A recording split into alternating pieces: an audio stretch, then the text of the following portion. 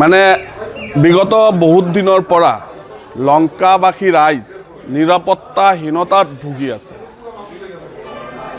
প্ৰত্যেক দিন প্ৰত্যেক ঘৰত চুৰি হৈ আছে, লগতে নামঘৰ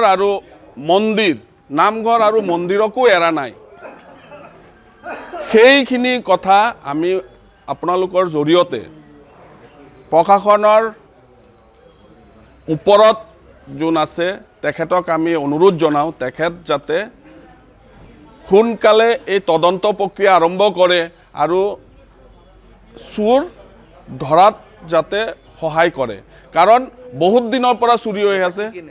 ইয়াৰ পৰা আপোনাৰ সোণৰ বাহি আছিলে, সোণৰ অলংকাৰ আছিলে, ৰূপৰ বস্তু আছিলে, আনকি পিতলৰ বাট মানে ধৰি লওক সোণৰ বস্তু ৰূপাৰ বস্তু মিলাই 3 লাখ টকা আৰু এই দান পাত্ৰ ছাত্ৰ পইচা চইচা মিলাই আৰু 4 লাখ টকাৰ নিচিনা ইয়াত তহিলং কৰি দিছে। এইটো শ্ৰীকৃষ্ণ চৈতন্য গৌৰীয় আশ্ৰম, গৌৰীয় সেৱাশ্ৰম।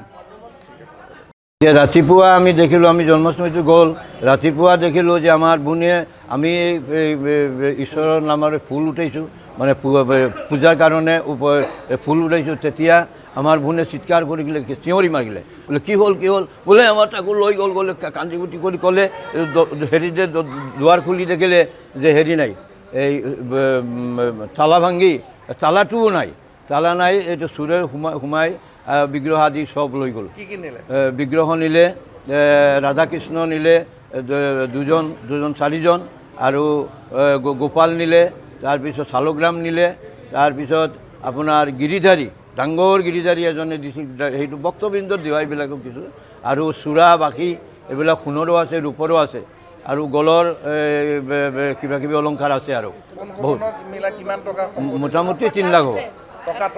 আৰু টকা আছিলে, দানপত্ৰও, ওই ঝুলনৰ দানপত্ৰ, বাচন বৰ্তন আছিল, ঝুলনৰো দান আছিলে। শ্ৰীকৃষ্ণ চৈতন্য গৌৰীয় সেৱাশ্ৰম, এইটো 8 number ward, Lanka town 8 number ward.